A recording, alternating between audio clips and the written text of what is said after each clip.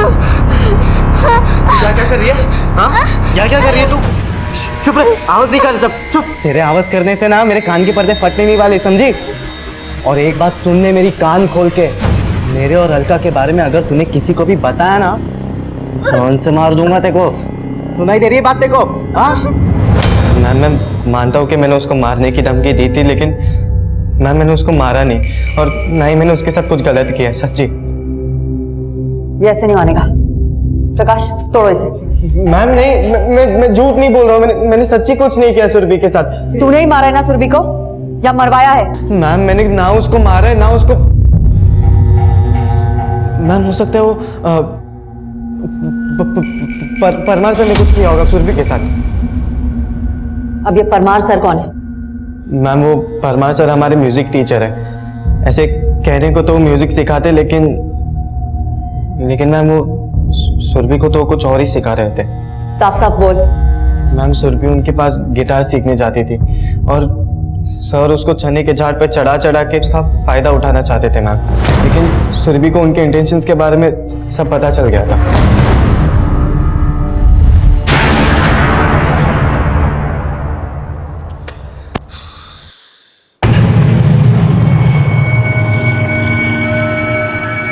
गंगा, ए गंगा, इधर इधर आना। गंगा,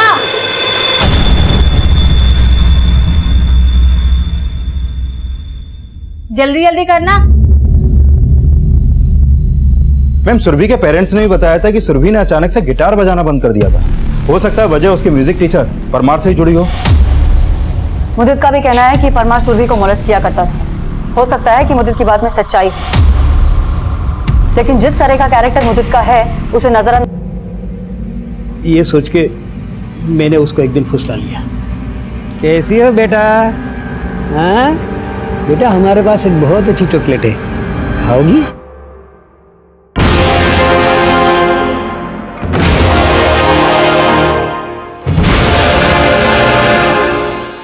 फिर मैं उसके साथ वो सब करने लगा। कान की मशीन लगा ले और अच्छी तरह से सुन ले, अगर इसके बारे में तूने किसी को भी बताया, तेरी मां को जान से मार दूंगा। लेकिन एक दिन शंकर ने मुझे देख लिया और वो भी शामिल हो गया। फिर तो उसके साथ उसके दोस्त रमाकांत, देसाई, विश्वास, वो सब भी आने लगे। फिर शंकर ने हमको आइडिया दिया कि हम लड़की को ड्रग्स देंगे जिससे वो ठंडी पड़ जाए।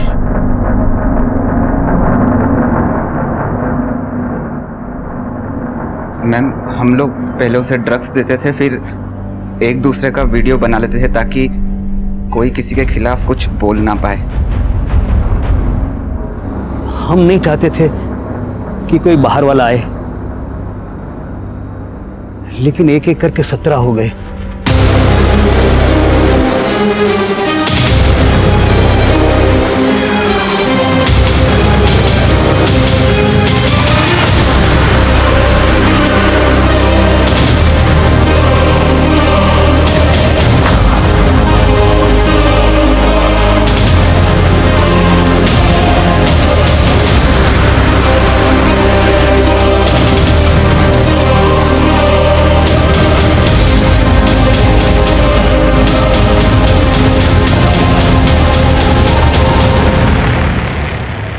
हम बार बार उसको ड्रग्स देते रहते थे और फिर वो पगलाने लगी थी। अरे काका, लगता है बहुत गर्मी चढ़ गई इसको ड्रग्स की। फिर उसी दिन हमने उसको मार देने की सोची। रमाकांत और विश्वा उसके स्कूल से घर वाले रास्ते की तरफ गए।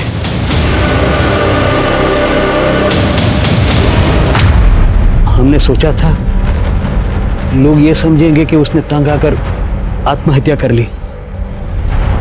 तुम्हें क्या लगा एक मासूम बेजुबान बच्ची के साथ ये सब करके तुम बच जाओगे?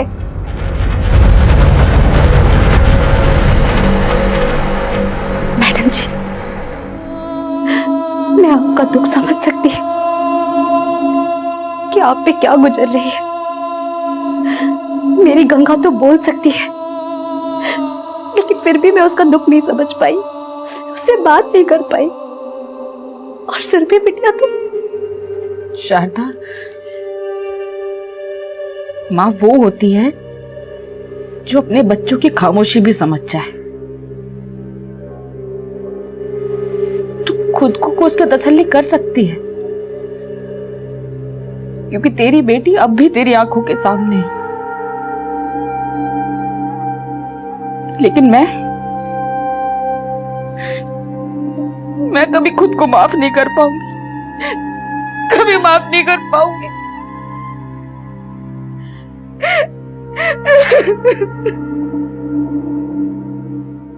गंगा और सुरभि जैसे बच्चे अक्सर ऐसे क्रिमिनल्स के सॉफ्ट टारगेट बन जाते हैं, लेकिन ऐसे क्रिमिनल्स को बढ़ावा हमारी लापरवाही ही देती है। सुरभि की हाउसिंग सोसाइटी में काम करने वाले लोगों का जब हमने बैकग्राउंड खंगाला, तब हमें पता चला कि उनमें से कई लोगों को बिना डॉक्यूमेंटेशन और वेरिफिकेशन के काम पे रख लिया गया था। ये इतनी बड़ी लापरवाही थी कि ऐसे लोगों को काम पे रख लिया गया था जो कहने को तो सोसाइटी के रक्षक थे, लेकिन भक्षक बन के सामने आए। 17 लोग एक ऐसी बच्ची का शोषण कर रहे थे जिसकी सिसकियों में भी आवाज नहीं थी। 1-2 दिन नहीं, पूरे 2 महीने तक सुरभि की आप बीती इस अपराध की दस्तक देती रही, लेकिन इस दस्तक को नजरअंदाज कर दिया गया और एक मासूम बेजुबान बच्ची हमेशा हमेशा के लिए खामोश हो गई। अब मैं आपसे इजाजत लेती हूँ, फिर मिलेंगे एक और नए केस के साथ अगले एपिसोड में। तब तक देखते रहिए क्राइम पेट्रोल दस्तक, क्योंकि मकसद बताना नहीं, बचाना है। नमस्कार, आदाब। मैं इंस्पेक्टर कविता महात्रे क्राइम पेट्रोल दस्तक में आप सभी का स्वागत करती हूँ। कहीं ना कहीं हम सब एक दूसरे पे निर्भर होते हैं, लेकिन हम किस पे कितना भरोसा करें ये हमारी सोच पे निर्भर करता है। कई बार हम अपनों से ज्यादा गैरों पे भरोसा करते हैं, लेकिन फिर भी हम अपने बच्चों को यही सिखाते हैं कि कभी भी किसी गैर पे भरोसा नहीं करना चाहिए, क्योंकि हम उन्हें हर खतरे से दूर रखना चाहते हैं। लेकिन अगर खतरे की दस्तक हमारी चौखट पे ही खड़ी हो और फिर भी हमें नजर ना आ रही हो, तो जिंदगी ऐसे झटके देती है कि फिर सिर्फ मलाल ही होता है। एक ऐसा ही हिला के रख देने वाला केस मेरे सामने आया, जिसमें परत दर परत ऐसे खुलासे हुए जो बेहद ही जघन्य, विचित्र और डरावने अपराध के साक्षी थे।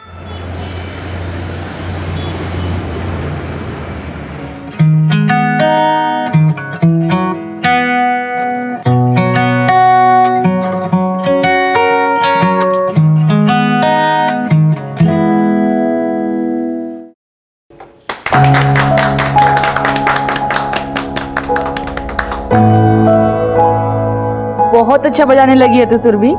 भाभी, सुरभि भले कुछ ना बोल पाती हो, लेकिन देखना ये एक दिन बहुत बड़ी म्यूजिशियन बनेगी, है ना सुरभि?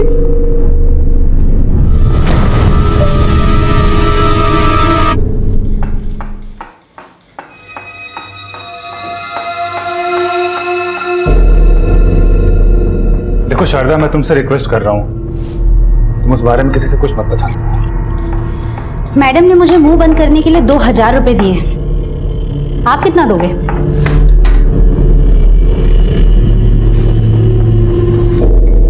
ये लो, और अपना मुंह बंद रखना।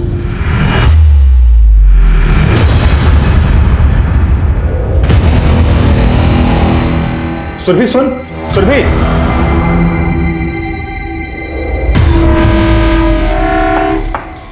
कान की मशीन लगा ले और अच्छी तरह से सुन ले। अगर इसके बारे में तूने किसी को भी बताया, तेरी मां को जान से मार दूंगा।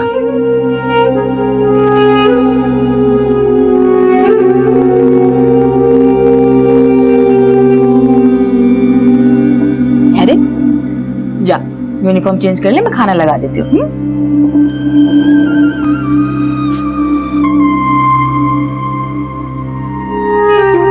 जाना, मैं अभी लेकर आई।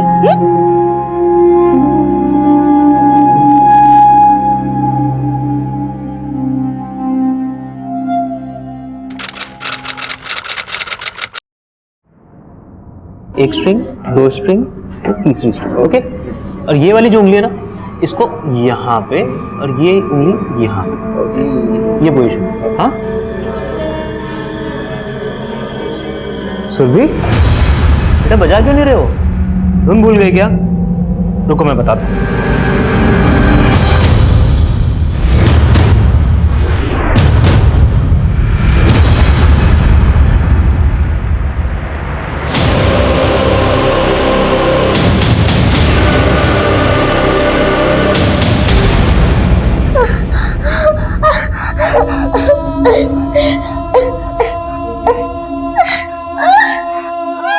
भैया ये मनदीप है और ये सुजय और ये है विक्रम।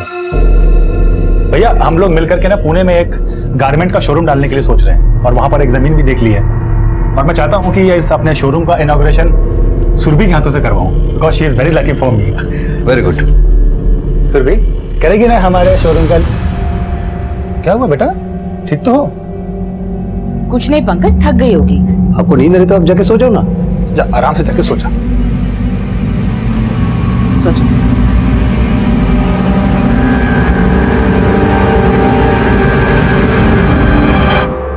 अगर इसके बारे में तूने किसी को भी बताया तेरी माँ को जान से मार दूंगा।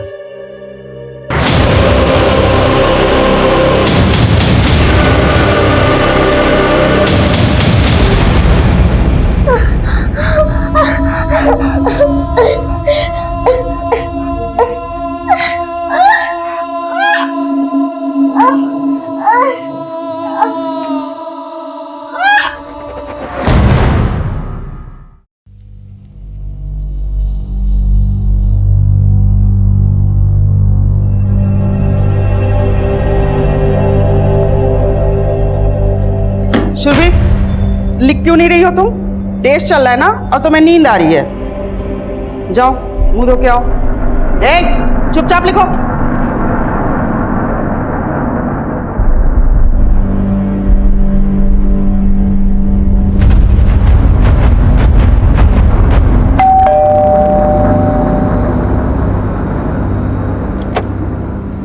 आंटी, सुरभि कहाँ है? हमें खेलने जाना है। पीयू बेटा, सुरभि तो आई नहीं अभी तक स्कूल से। भैया आपने सुरभि को देखा क्या? नहीं तो। बहन जी आपने सुरभि को देखा क्या? नहीं। शंकर भैया आपने सुरभि को स्कूल से आते हुए देखा क्या? नहीं मैम साहब, सुरभि बिटिया को मैंने सुबह स्कूल जाते हुए तो देखा था, लेकिन स्कूल से वापस लौटी कि नहीं ये ध्यान नहीं दिया मैंने। क्यों, क्या हुआ? कुछ नहीं।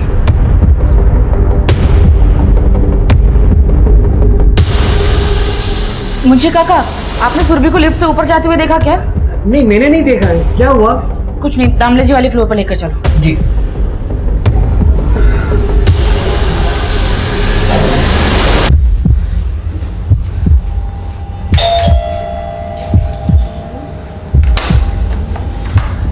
मिसेस दामले, सुरभि यहाँ आई है क्या? नहीं तो क्या हुआ?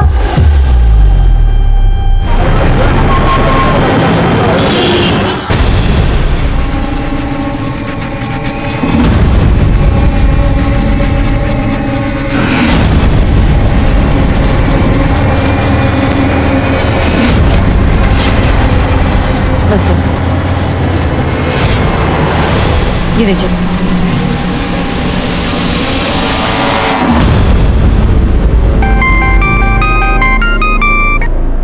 हाँ संतोषी, बोलो। धनंजय जी, सुरभि कहीं मिल नहीं रही है। मैंने स्कूल में आकर पता किया तो वो छुट्टी के वक्त निकल चुकी थी, लेकिन घर नहीं पहुंची अभी तक। क्या?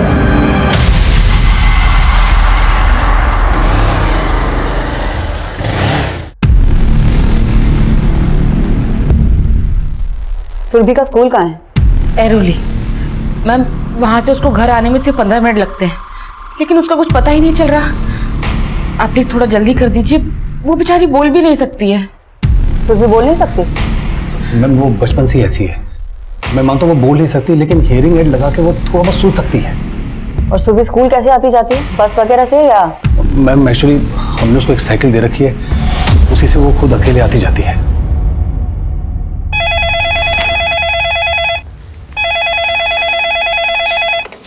हेलो, एरोली हाईवे पे कहाँ? मैम, एरोली हाईवे के पास एक बच्चे की लाश मिली है।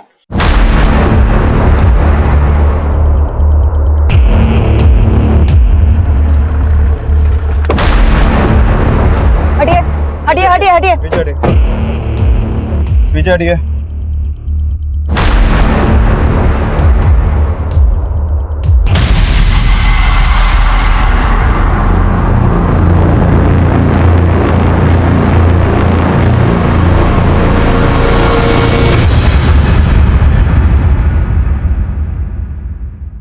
ये बच्ची सुरभि है।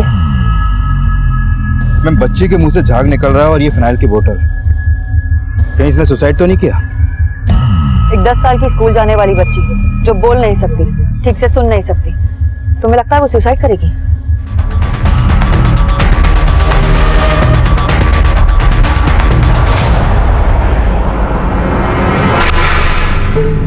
भैया मैं पुणे जाना कैंसिल करता हूँ। नहीं, तू अपना अपना काम संभाल, टेंशन मत ले, सुबह मिल जाएगी, उसे कुछ नहीं होगा। हाँ हाँ, ओके।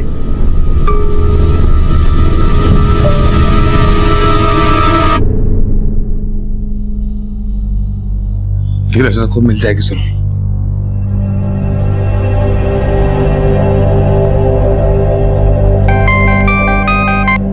हेलो,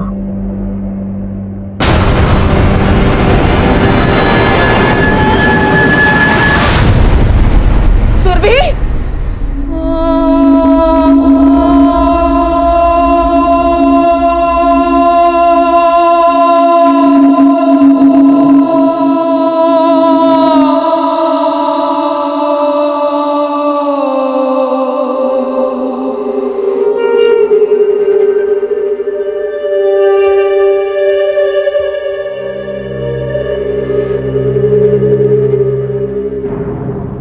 सुरभि सिर्फ 10 साल की थी और आपको लग रहा है कि उसने सुसाइड किया? सुरभि ऐसा कर ही नहीं सकती थी। देखिए, हम ये नहीं कह रहे हैं कि आपकी बेटी ने सुसाइड किया है, ये मर्डर भी हो सकता है, लेकिन अब आप हमें बताइए कि ऐसा कौन हो सकता है जो सुरभि का मर्डर करे, और वो भी इस तरह कि देखकर लगे कि उसने सुसाइड किया है।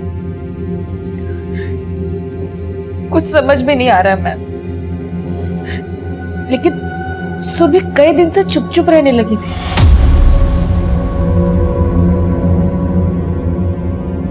पहले स्कूल से आते गिटार प्रैक्टिस करने लग जाती थी, लेकिन कई दिन से उसने गिटार बजाना भी बंद कर दिया। और ये बदलाव उसमें कब से आया? इतना ध्यान नहीं दिया मैम, लेकिन मुझे लगता है कि शायद उसके स्कूल में किसी ने उसे डांटा हो। तो आपने सुरभि के स्कूल में बात की?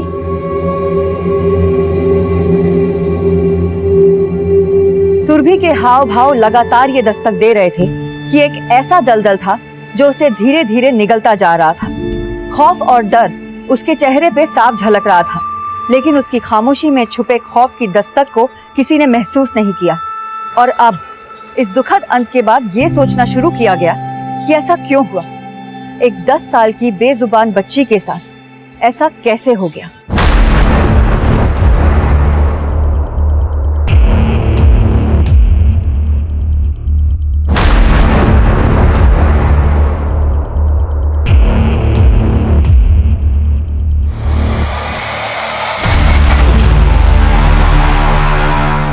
मैम, सुरभि की मौत का सुनकर हम सब हैरान हैं। मतलब यकीन ही नहीं हो रहा है कि वो बच्ची सुसाइड भी कर सकती है। यकीन तो सुरभि के पेरेंट्स को भी नहीं हो रहा है सर। सुरभि के बारे में ऐसा कुछ है जो आप जानते हैं? आई एम नॉट श्योर, लेकिन एक बात है। क्या बात है? एक्चुअली मैम, 3 दिन पहले सुरभि का हमारे स्कूल के एक स्टूडेंट के साथ में कुछ झगड़ा हो गया था। किस स्टूडेंट के साथ झगड़ा हुआ था? मुदित। चुप रह, मेरे और अलका के बारे में अगर तूने किसी को भी बताया ना, कौन से मार दूंगा तेरे को। मुझे इस झगड़े के बारे में पीयून ने आके बताया था। लेकिन मुदित और सुरभि का झगड़ा हुआ क्यों था? एक्चुअली मैम, शायद सुरभि ने मुदित और अलका को साथ में वो सब कुछ करते। मुदित और अलका कहाँ मिलेंगे अब? उन दोनों को तो उसी दिन मैंने रस्टिकेट कर दिया था।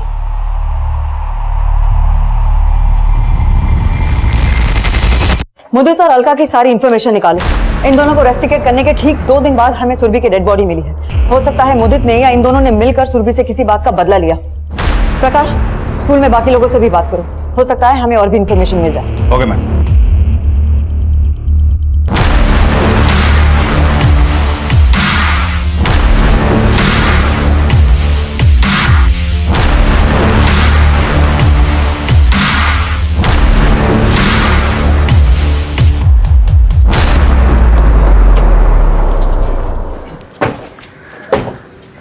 मैम, सुरभि का पोस्टमार्टम करने वाले डॉक्टर्स का फोन आया था। उन्होंने सुरभि की बॉडी पे कुछ सिरिंज के मार्क्स नोटिस किए हैं। सीरिंज के मार्क्स। और डॉक्टरों का मानना है कि शायद इंजेक्शन के जरिए उसको जहरीली दवा या ड्रग्स दिया गया है। अभी पुलिस भी ये मान रही है कि सुरभि ने सुसाइड की। वो चाहे जो भी बोले, मैं नहीं मानती कि सुरभि सुसाइड करेगी। जो अभी तक हुआ उसके लिए तूने क्या किया? मुझे मालूम था आप मेरा ही दोष निकालेंगे। वो बचपन से बोल नहीं सकती थी तो भी मेरी गलती, और आज वो हम सबको छोड़कर चली गई तो भी मेरी ही गलती। हाँ तेरी गलती। मैं काम करता था, तू क्या करती थी? भगवान पे इतना मन लगाने का शौक था, फिर तो किसने कहा था शादी करके बच्ची पैदा करो? अब जाके तपस्या करना, सुबह आने वाली नहीं है अभी।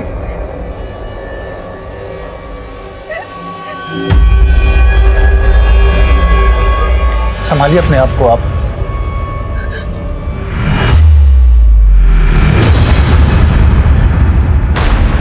मैम, मैंने सुरभि के स्कूल के स्टूडेंट्स मुदित और अलका के बारे में पता किया। मुदित एक बिजनेस क्लास फैमिली का, जबकि अलका एक मिडिल क्लास फैमिली की, और दोनों की फोन की लोकेशन क्राइम सीन से मैच नहीं करती है।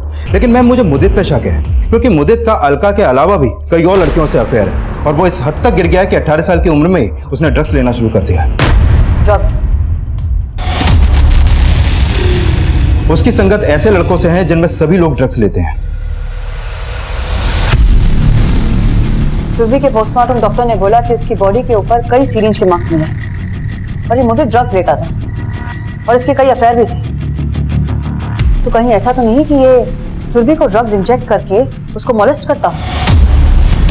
प्रकाश, सुरभि के पोस्टमार्टम डॉक्टर को बोलो कि इस पॉसिबिलिटी को भी चेक करे कि कहीं उसे मोलेस्ट तो नहीं किया जाता था, और इस मुदित को थाने लेके आओ। Okay ma'am.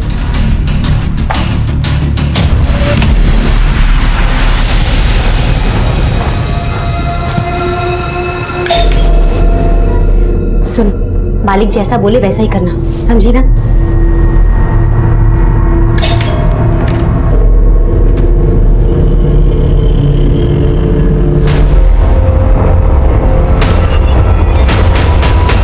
मैम मैं ड्रग्स नहीं लेता, किसी ने आपको झूठ बोला होगा।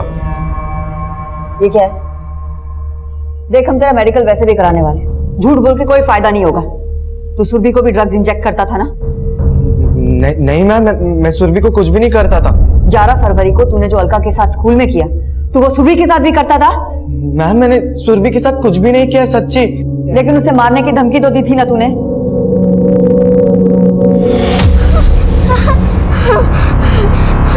क्या कर रही है? हाँ? क्या कर रही है तू? चुप रहे, आवाज नहीं कर। चुप। तेरे आवाज करने से ना मेरे कान के पर्दे फटने नहीं वाले, समझी? और एक बात सुनने मेरी, कान खोल के, मेरे और अलका के बारे में अगर तूने किसी को भी बताया ना, कौन से मार दूंगा तेरे को। सुनाई दे रही है बात तेरे को? हाँ? मैं मानता हूँ कि मैंने उसको मारने की धमकी दी थी, लेकिन मैंने उसको मारा नहीं, और ना ही मैंने उसके साथ कुछ गलत किया, सच्ची। ये ऐसे नहीं मानेगा। प्रकाश, तोड़ो इसे। मैम नहीं, मैं झूठ नहीं बोल रहा हूँ, मैंने सच्ची कुछ नहीं किया सुरभि के साथ। तूने ही मारा है ना सुरभि को, या मरवाया है? मैम मैंने ना उसको मारा है ना उसको। मैम हो सकता है वो परमार सर ने कुछ किया होगा सुरभि के साथ। अब ये परमार सर कौन है? मैम वो परमार सर हमारे म्यूजिक टीचर है।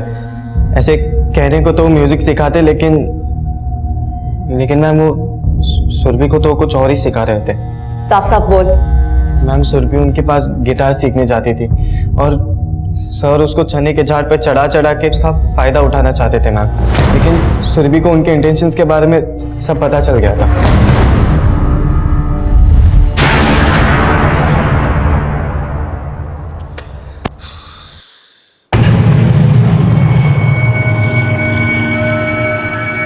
गंगा, ए गंगा, इधर आना।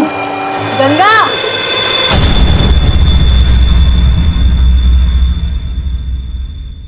जल्दी जल्दी करना। मैम सुरभि के पेरेंट्स ने भी बताया था कि सुरभि ने अचानक से गिटार बजाना बंद कर दिया था। हो सकता है वजह उसके म्यूजिक टीचर परमार से ही जुड़ी हो। मुदित का भी कहना है कि परमार सुरभि को मोलेस्ट किया करता था।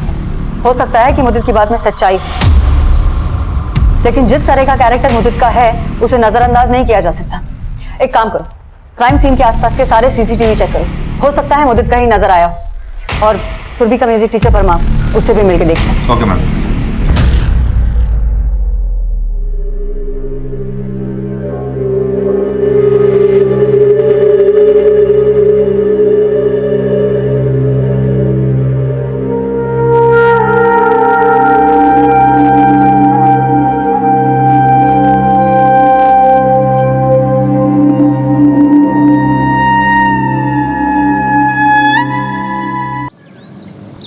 मैंने मुद्दे तो परमार के अलावा सुरभि के स्कूल और बिल्डिंग से जुड़े सभी लोगों के कॉल रिकॉर्ड चेक किए, लेकिन किसी की भी फोन लोकेशन क्राइम सीन से मैच नहीं करती है। और मैंने क्राइम सीन के आसपास की भी सीसीटीवी फुटेज चेक किया। मैम, सुरभि की लाश हमें जिस जगह मिली थी वो जगह यहाँ से सिर्फ आधा किलोमीटर दूर है। हाँ, लेकिन ये भी तो हो सकता है कि वो सुरभि के पीछे किसी और जगह से गया और जानबूझ के अपना फोन भी ना लेके गया। पॉसिबल है मैम, जब मैं सबके कॉल रिकॉर्ड चेक कर रहा था तो उसमें एक बात सामने आई। सुरभि के चाचा पंकज और मिसेस दामले के बीच फोन पर अक्सर बातें होती थी जैसे उन दोनों का अफेयर चल रहा हो। हाँ, लेकिन सुरभि का मोलेस्टेशन और इन दोनों का अफेयर, इन दोनों का क्या कनेक्शन हो सकता है? मैम, एरोली हॉस्पिटल से फोन था। वहाँ एक 15 साल की लड़की का रेप केस सामने आया है। मैम, उस लड़की का नाम गंगा है और वो शारदा की बेटी है। पहले सुरभि का मोलेस्टेशन और अब गंगा का रेप, और ये दोनों ही बच्चियां एक ही एरिया को बिलोंग करती है। हो ना हो, कोई एक ही है जो इन बच्चियों को मोलेस्ट कर रहा है।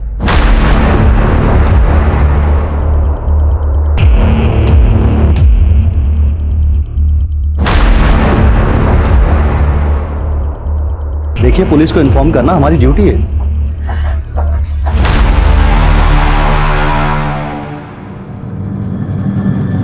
मैम, गंगा की कंडीशन देख के लगता है कि उसके साथ गैंग रेप हुआ है।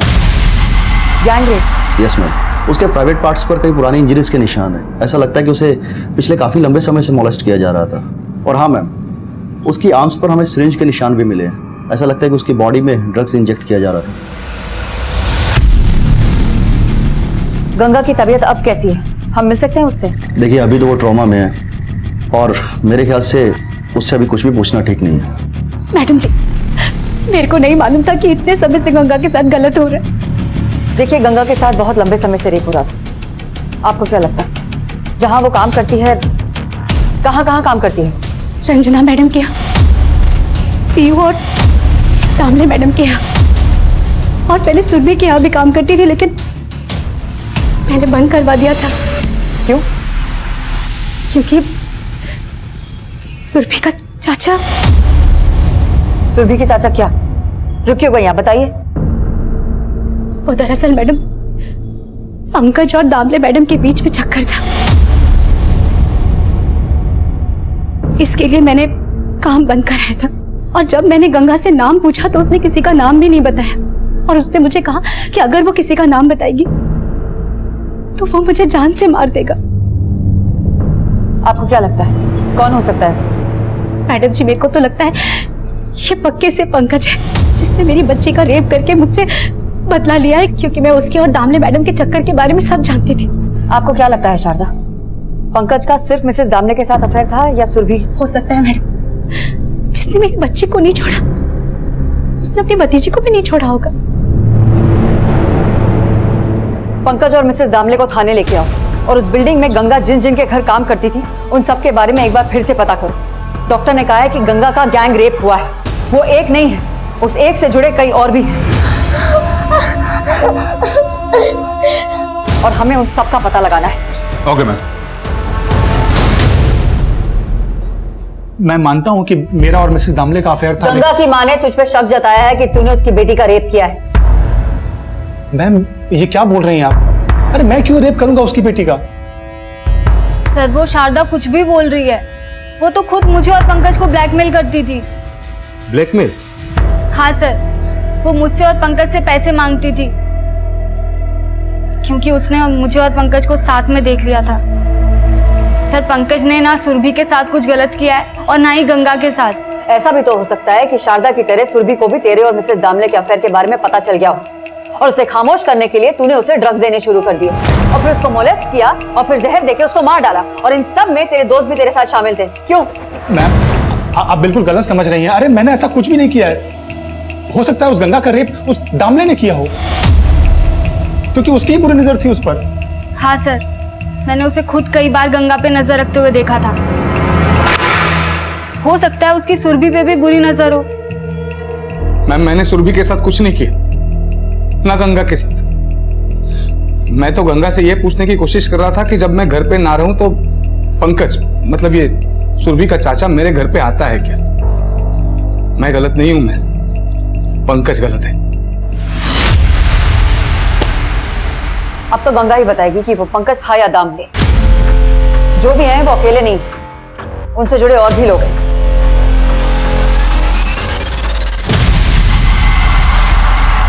आप मां हैं सुरभि की, उसके साथ इतना सब कुछ हो रहा था और आपको पता भी नहीं चला।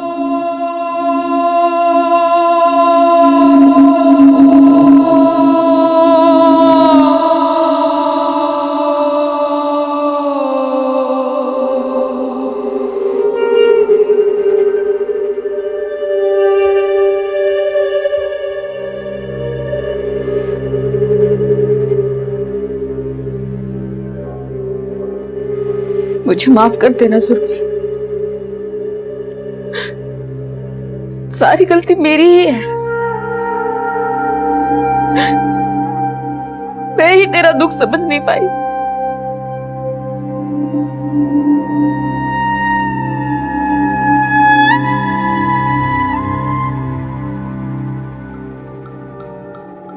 डरो मत गंगा, हमें बताओ कौन थे वो लोग जिन्होंने आपके साथ ये सब किया।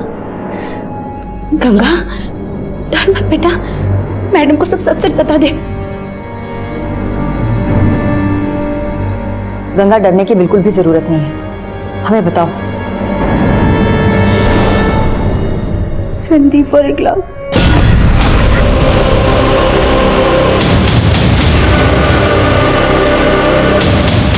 तेरे ऐसे वीडियो ना हमारे पास बहुत से हैं, अगर किसी से बोला ना तो इंटरनेट पे डाल दूंगा।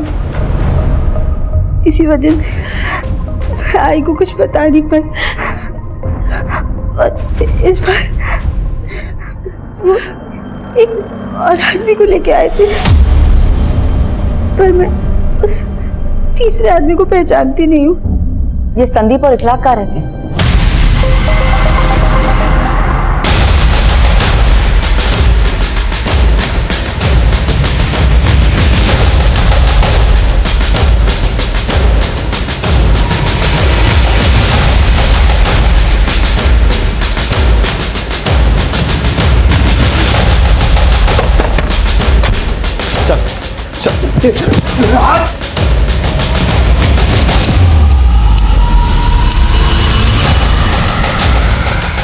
मैम, संदीप गायब है। उसका फोन नंबर मिला है लेकिन उसका फोन भी बंद है और घर भी। लेकिन इखलाक पकड़ा गया है, वही बताएगा संदीप कहाँ है और उनके साथ में वो तीसरा आदमी कौन था। रुक जा, चल बोल, बता सब कुछ। मैम, वो विशंबर ही था और संदीप के बारे में मुझे मालूम नहीं। नहीं मालूम तुझे? हाँ, नहीं मालूम? ये ऐसे नहीं बोलेगा, और मारो इसको।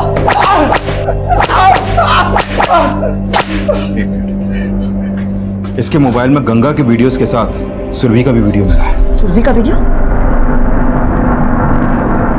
ये तो सुरभि की बिल्डिंग का वॉचमैन है।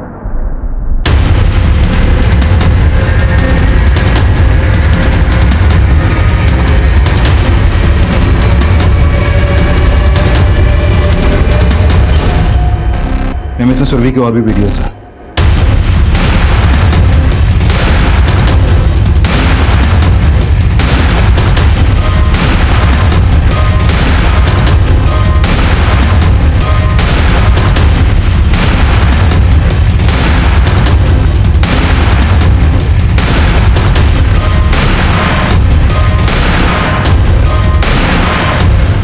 ये 17 के 17 उसी बिल्डिंग में काम करते हैं जहां पे सुरभि रहती थी। मैम, इन 17 लोगों में से 12 लोग बिल्डिंग के हैं और बाकी 5 बाहर के हैं।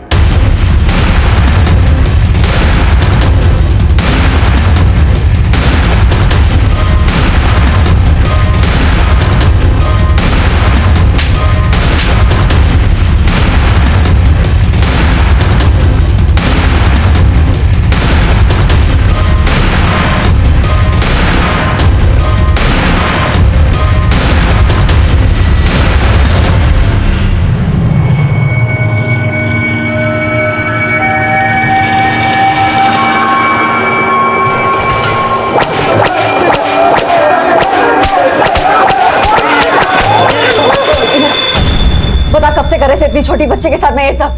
और किसने शुरू किया तुम में से? हाँ? मैम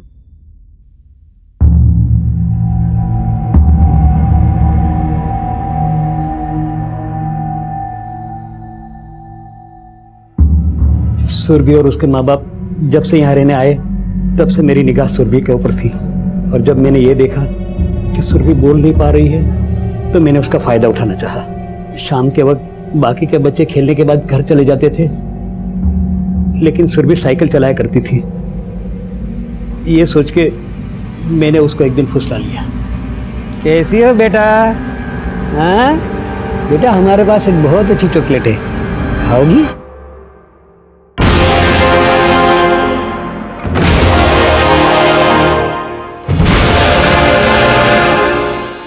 फिर मैं उसके साथ वो सब करने लगा। कान की मशीन लगा ले और अच्छी तरह से सुन ले, अगर इसके बारे में तूने किसी को भी बताया तेरी मां को जान से मार दूंगा। लेकिन एक दिन शंकर ने मुझे देख लिया और वो भी शामिल हो गया। फिर तो उसके साथ उसके दोस्त रमाकांत, देसाई, विश्वास, वो सब भी आने लगे। फिर शंकर ने हमको आइडिया दिया कि हम लड़की को ड्रग्स देंगे जिससे वो ठंडी पड़ जाए।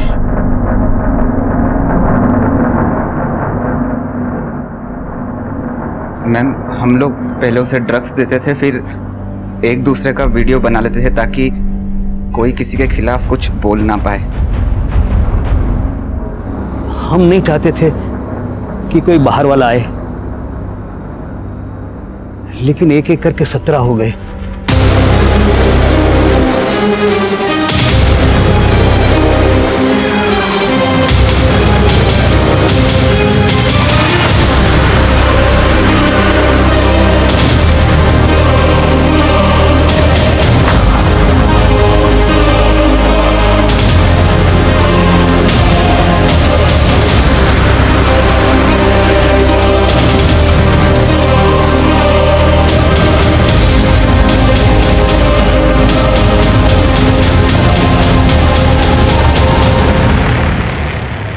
हम बार बार उसको ड्रग्स देते रहते थे और फिर वो पगलाने लगी थी। अरे काका, लगता है बहुत गर्मी चढ़ गई इसको ड्रग्स की। फिर उसी दिन हमने उसको मार देने की सोची। रमाकांत और विश्वा उसके स्कूल से घर वाले रास्ते की तरफ गए।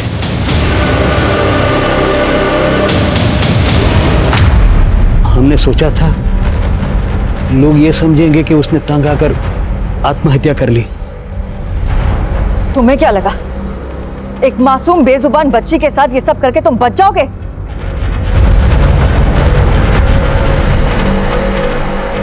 मैडम जी, मैं आपका दुख समझ सकती हूँ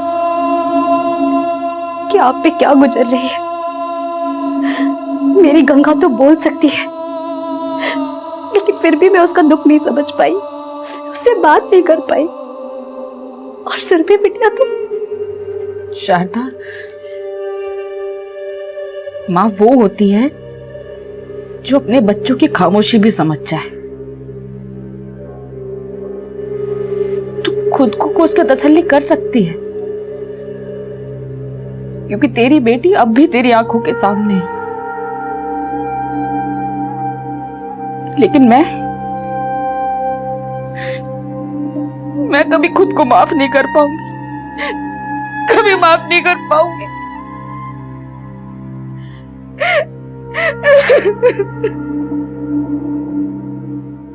गंगा और सुरभि जैसे बच्चे अक्सर ऐसे क्रिमिनल्स के सॉफ्ट टारगेट बन जाते हैं, लेकिन ऐसे क्रिमिनल्स को बढ़ावा हमारी लापरवाही ही देती है। सुरभि की हाउसिंग सोसाइटी में काम करने वाले लोगों का जब हमने बैकग्राउंड खंगाला, तब हमें पता चला कि उनमें से कई लोगों को बिना डॉक्यूमेंटेशन और वेरिफिकेशन के काम पे रख लिया गया था। ये इतनी बड़ी लापरवाही थी कि ऐसे लोगों को काम पे रख लिया गया था जो कहने को तो सोसाइटी के रक्षक थे, लेकिन भक्षक बन के सामने आए। 17 लोग एक ऐसी बच्ची का शोषण कर रहे थे जिसकी सिसकियों में भी आवाज नहीं थी। 1-2 दिन नहीं, पूरे 2 महीने तक सुरभि की आप बीती इस अपराध की दस्तक देती रही, लेकिन इस दस्तक को नजरअंदाज कर दिया गया और एक मासूम बेजुबान बच्ची हमेशा हमेशा के लिए खामोश हो गई। अब मैं आपसे इजाजत लेती हूँ, फिर मिलेंगे एक और नए केस के साथ अगले एपिसोड में। तब तक देखते रहिए क्राइम पेट्रोल दस्तक, क्योंकि मकसद बताना नहीं बचाना है। नमस्कार। बहुत अच्छा बजाने लगी है तू सुरभि। भाभी, सुरभि भले कुछ ना बोल पाती हो, लेकिन देखना ये एक दिन बहुत बड़ी म्यूजिशियन बनेगी, है ना सुरभि?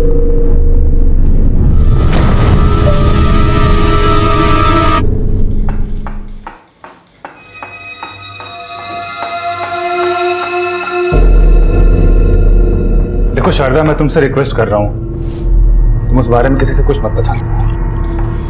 मैडम ने मुझे मुंह बंद करने के लिए 2000 रुपए दिए। आप कितना दोगे?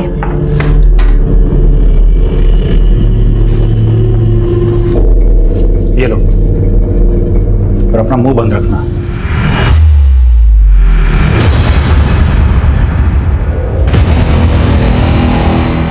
सुरभि सुन, सुरभि।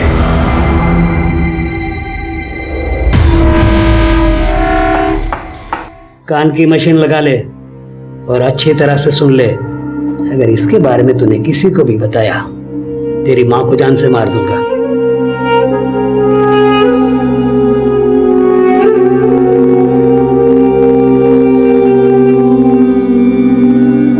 अरे जा, यूनिफॉर्म चेंज कर ले, मैं खाना लगा देती हूँ।